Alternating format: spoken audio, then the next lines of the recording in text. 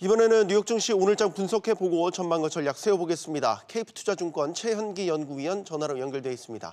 안녕하십니까? 예, 안녕하세요. 오늘 지수가 종잡을 수가 없었습니다. 장 후반에는 급격히 지수가 또 하락세로 기우는 모습까지도 보였는데요. 오늘장 어떻게 보셨습니까?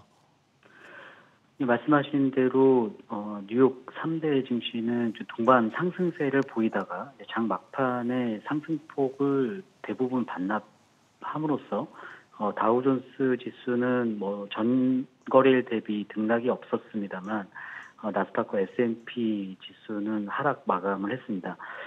지난 주말에 발표된 고용지표 개선과 기업 실적 호조 등이 장 초반 투자 심리에 좀 긍정적으로 작용을 했습니다만 결국에 이번 주 발표 예정인 미국의 소비자 물가 상승률에 대한 경계 심리 그리고 연준의 어떤 긴축 행보에 대한 우려 이런 것들이 결국에는 투자 심리를 좀 위축시키는 요인으로 좀 작용하고 있는 것 같고요.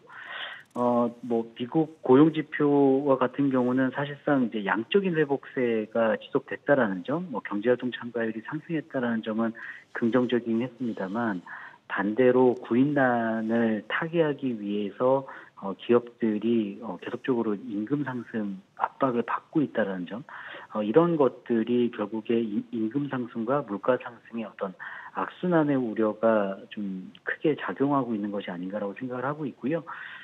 지난 주말에 큰 폭으로 올랐던 미국의 장단기 금리는 약보합세로 마감을 했습니다만 레벨 자체가 여전히 좀 높은 수준이기 때문에 그러한 부분들, 그러니까 통화정책 불확실성에 의한 어떤 변동성 장세가 좀 계속적으로 좀 이어지고 있는 것이 아닌가라고 생각을 하고 있습니다.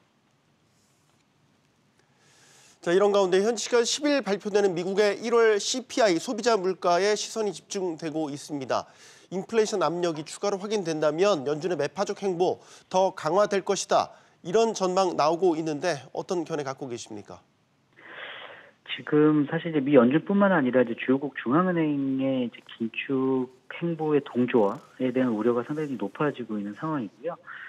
우선 미국의 1월 CPI가 7.2%, 전년 동월 대비로 7.2%를 기록하면서 전월보다 높아질 것으로 예상이 되고 있고요. 보다 중요한 것은 아직까지 정점이 확인되지 않고 있기 때문에 결국에 미 연준의 긴축 행보에 대한 우려가 높아질 수밖에 없는 상황이라고 보시면 될 것 같고요.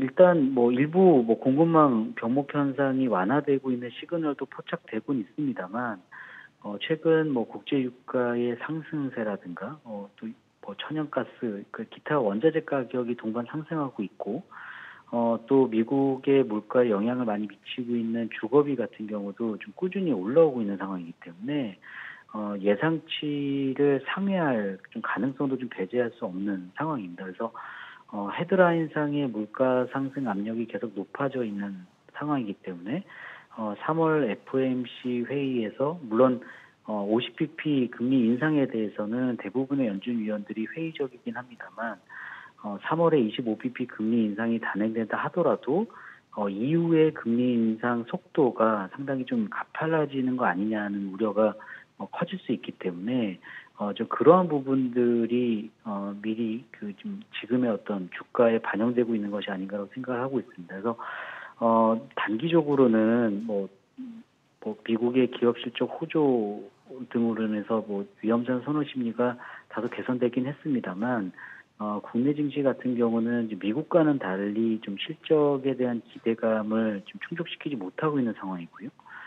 또 환율의 변동성이 여전히 좀 높은 상황이기 때문에 전략적인 측면에서는 여전히 좀 보수적인 관점에서 좀 대응할 필요가 있어 보이고요.